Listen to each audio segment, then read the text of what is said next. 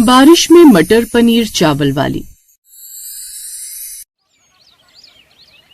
बारिश बहुत तेज हो रही है। अगर सही समय पर घर नहीं पहुंचा तो सारे दाल चावल खराब हो जाएंगे और भीगने से तबीयत खराब होगी वो अलग। इतना बोलकर राजू अब अपने ठेले को लिए जल्दी जल्दी अपने कदम बढ़ा रहा था। थोड़ी देर में वो घर आ जाता है और अपने ठेले से दाल चावल का भगोना तुरंत घर के अंदर करता है।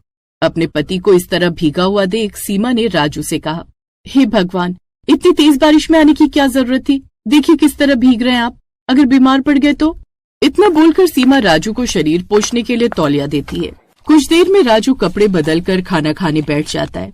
राजू और सीमा खाना खा रहे थे, लेकिन राजू का उतरा हुआ चेहरा देखकर सीमा ने सवाल किया, क्या बात है जी, आज आप बड़े उदास लग रहे हैं, कोई परेशानी है क्या? अब तुमसे भी क्या छुपाना सीमा, मैं बस अपनी आर्थिक स्थिति को लेकर परेशान हूँ।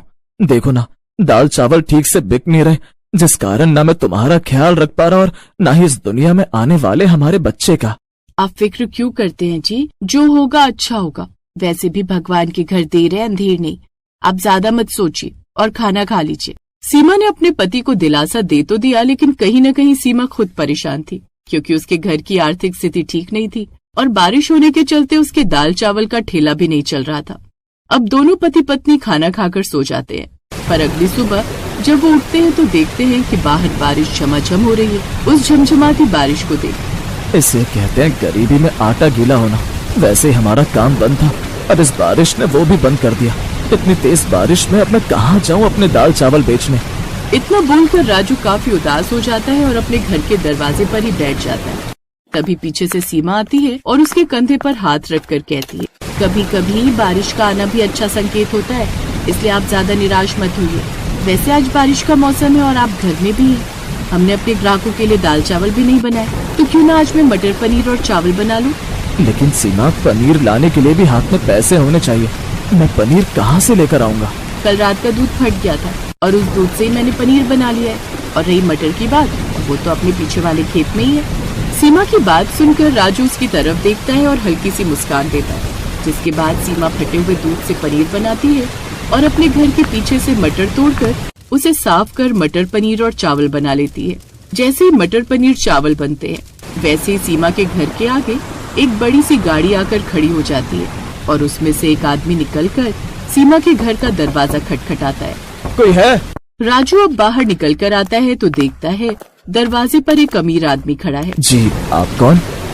जी, मेरा नाम रौनक है और मैं इस गांव का नया कलेक्टर हूँ। आज ही अपनी फैमिली के साथ इस गांव में शिफ्ट हुआ हूँ। खाने को कहीं कुछ मिला नहीं, आपके घर के बाहर ठेला देखा तो सोचा आपके यहाँ खाने को जरूर कुछ मिलेगा, इसीलिए मैं यहाँ दरवाजा खटखटाते हुए आ गया। फिर तो आप बिल्कुल सही दरवाजे पर आए हैं साहब। वो क्या है ना, मैं दाल चावल का ठेला लगाता हूँ, वो भी सिर्फ 30 रुपए प्लेट रेट में, सस्ता और स्वाद में महंगा। लेकिन आज बारिश ज्यादा हो रही है, जिस कारण मैंने दाल चावल नहीं बनाए। राजू और रौनक दोनों आपस में बातें कर ही रहे थे कि तभी सीमा बाहर आती है और बाहर की सिचुएशन देख उन दोनों के बीच में बोलती है, आज हमने दाल चावल नहीं बनाए, लेकिन हमने मटर पनीर चावल जरूर बनाए हैं। अगर आप चाहें तो मैं आपके लिए पैक कर सकती। सीमा की बात सुनकर रौनक उसका जवाब सर को हाँ में हिला कर देता है, जिसके बाद सीमा मटर पनीर चावल पैक कर उस आदमी को पकड़ा देती है, जिस पर रौनक उन्हें 500 रुपए का नोट पकड़ाता है। अरे साहब, मेरे पास 500 का छुट्टा नहीं है। कोई बात नहीं, तुमने मेरी इतनी मदद की, इसीलिए इसे अपनी टिप समझकर रख लो। इतना बोलकर रौनक वहाँ से चला जाता है। तो वहीं राजू और सीमा उस 500 रुपए को देखकर खुश हो जाते हैं। अब अगले दिन जब राजू अपने दाल चावल का ठेला लेकर बाजार में जाता है, जहां आज भी उसकी बिक्री नहीं होती, तभी वहां रौनक आता है और राजू को एक सलाह देते हुए कहता है, भाई साहब, अगर आप मेरी माने तो आप दाल चावल को छोड़कर मटर पनीर चावल का ठेला लगाना शुरू करिए। आपकी पत्नी के हाथ में मटर पनीर चावल में जो स्वाद है वो इस दाल चावल में नहीं। अगर आप मटर पनीर चावल का ठेला लगाएंगे तो आपकी बिक्री काफी अच्छी होगी। रौनक की बात सुनकर अब जब राजू शाम को घर जाता है तो सारी बात अपनी पत्नी को बताता है। उस भाई साहब ने बिल्कुल सही कहा है, अगर हमने मटर पनीर चावल का ठेला लगाया तो हमारी बिक्री काफी अच्छी होगी। लेकिन सीमा, हमारे पास इतना पैसा नहीं कि हम पनीर ला सके, और तो और घर में दाल भी इतनी रखी हुई है। अगर हमने दाल चावल बेचना बंद किया तो हमारी दाल बर्बाद हो जाएगी। हम दाल चावल का ठेला बंद नहीं करेंगे, आप दाल चावल का ठेला लगाइए और मैं मटर पनीर चावल का काम संभाल लेती हूँ। लेकिन इतने पैसे आएंगे कहाँ से? राजू की बात सुनकर सीमा अपनी बहन को फोन करती है और उससे कुछ पैसे उधार ले लेती है और उस उधार लिए पैसे से वो कुछ पनीर और एक ठेला खरीद लेती है। अब अगले दिन से राजू और सीमा दोनों ही अलग अलग जगह अपना ठेला लेकर निकल जाते हैं। जहाँ राजू की बिक्री कम हो रही थी तो वहीं बारिश में भी सीमा के मटर पनीर चावल काफी अच्छे बिक रहे थे। सीमा बहन, सच में तुमने मटर पनीर चावल बहुत अच्छे बनाए। बहुत कम समय में तुमने अपनी जगह बना लिया यहाँ पर। भाई साहब बिल्कुल ठीक कह रहे हैं बहन जी, इतनी बारिश में भी तुम मटर पनीर चावल ठेला लगा रही हो। सच में तुम्हें सलामी देने का मन कर रहा है, वरना इस बारिश में दूर दूर तक कोई ठेले वाला नजर नहीं आ रहा। ग्राहकों की बात सुनकर सीमा के चेहरे पर मुस्कान आ जाती है। समय गुजरता है और बारिश में भी सीमा के मटर पनीर चावल अच्छे बिकने लगे। लेकिन सीमा के सामने बिरजू जो सब्जी पूरी का ठेला लगाता था, सीमा के ठेले के कारण उसका काम मंदा हो जाता है और ये सब देखकर बिरजू काफी गुस्से में आ जाता है। एक तो ये गर्भवती, ऊपर से बारिश में अपने मटर पनीर का ठेला लगा रही है, इसके कारण तो मेरी बिक्री ही मंदी होती जा रही है। इसका कोई ना कोई जुगाड़ तो करना ही पड़ेगा। इतना बोलकर बिरजू गुस्से में तमतमाता हुआ अपना ठेला लेकर वहाँ से चला जाता है। अब शाम को जब सीमा अपने मटर पनीर चावल का ठेला लिए घर जा रही होती है, तभी वहाँ बिरजू कुछ गुंडों के साथ आता है और सीमा के ऊपर जैसे ही हमला करने वाला होता है कि तभी वहाँ से एक गाड़ी आती है जिसमें से रौनक निकलता है और रौनक बिरजू समेत उसके गुंडों को अरेस्ट करवा देता है। आपका बहुत बहुत शुक्रिया भाई साहब, अगर आज आप नहीं होते तो न जाने ये लोग मेरा क्या करते। कोई बात नहीं, आपने मुझे भाई कहा है और अब मैं अपने भाई होने का फर्ज अच्छे से निभाऊंगा। इतना बोलकर रौनक वहाँ से चला जाता है। तो वहीं अब सीमा अपने मटर पनीर का ठेला लगाया करती और उसकी बारिश में भी काफी अच्छी बिक्री होती। समय गुजरता है और गुजरते समय के साथ अब सीमा और राजू की आर्थिक स्थिति धीरे धीरे ठीक होने लगती है और कुछ समय बाद राजू अपने दाल चावल का ठेला बंद कर अपनी पत्नी के साथ ही काम करना शुरू कर देता है।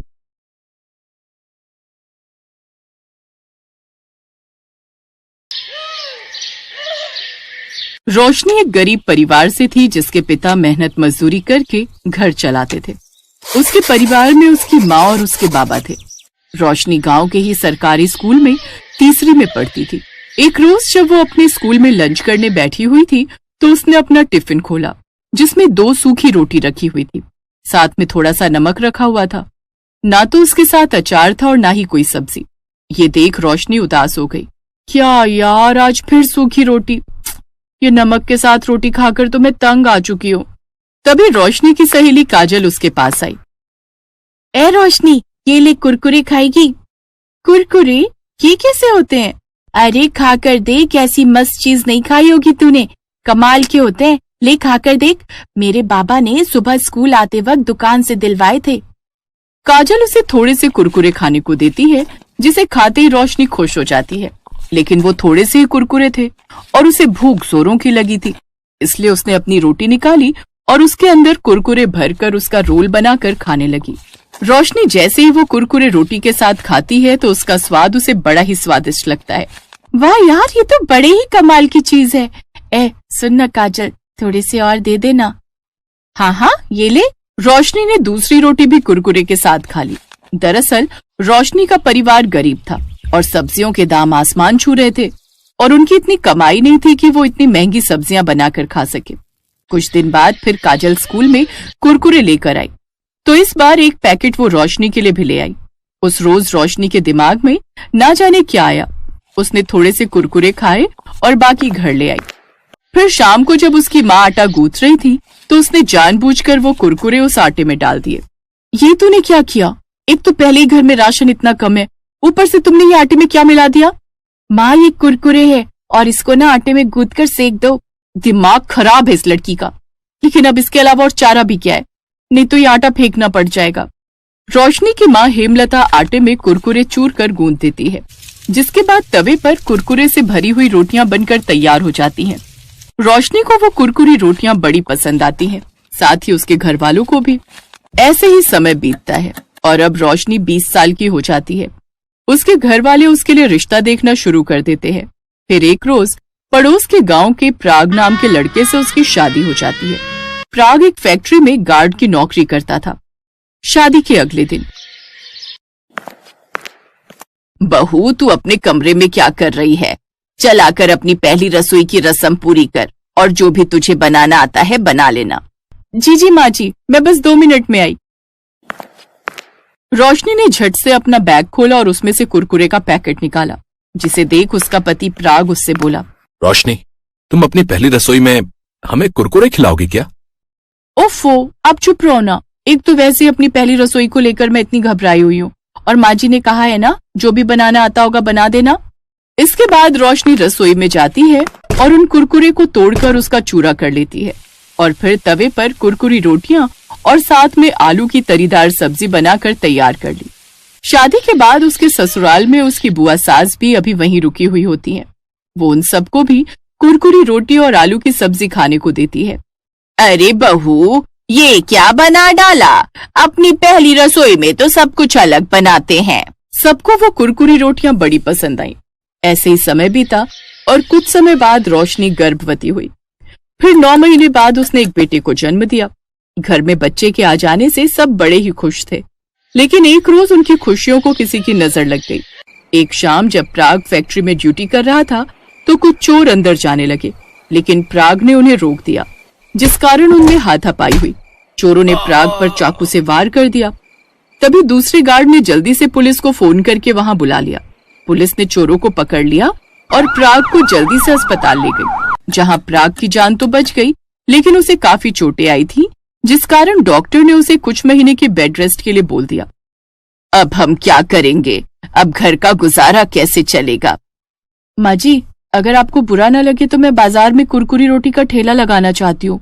मुझे यकीन है मेरे हाथ की बनी कुरकुरी रोटियां सबको बड़ी पसंद आएंगी। लेकिन रोशनी, इन सब के लिए हमारे पास पैसे कहाँ से आएंगे? तुम तो जानती हो मेरी इतनी कमाई नहीं थी कि कुछ बचत कर पाता। तभी उसकी फैक्ट्री का मैनेजर वहां आता है। प्राग, जिस बहादुरी से अपनी जान पर खेलकर तुमने उन चोरों से मुकाबला किया और ईमानदारी से अपनी ड्यूटी निभाई, उसके लिए मालिक ने तुम्हें ये 50,000 का इनाम दिया है। ये सुनकर वो सभी बड़े खुश हुए। अगले दिन से कुछ पैसों से रोशनी जरूरत का सामान ले आई। अब वो उस ठेले पर कुरकुरी रोटियां बनाकर आलू की सब्जी और धनिया पुदीने की चटनी के साथ बेचने लगी। उसके ठेले पर ग्राहकों की भीड़ लगने लगी। अब तो उसके गांव के साथ साथ दूसरे गांव के लोग भी वहां आने लगे। बहुत तारीफ सुनी है तुम्हारी इस कुरकुरी रोटी की। बहुत तारीफ सुनी है तुम्हारी इस कुरकुरी रोटी की। हमें भी तो चखाओ भाई। वैसे कितने की है ये प्लेट? भाई साहब, सिर्फ 20 रुपए प्लेट। अरे वाह, इतना कम दाम। मेरे लिए लगा दो एक प्लेट। ग्राहक ने जैसे ही उसके हाथ की कुरकुरी रोटी खाई, उसका स्वाद वो भुला न सका। अब तो जो भी एक बार उसके ठेले पर आता, वो हर बार आता। अब रोशनी की अच्छी खासी कमाई होने लगी।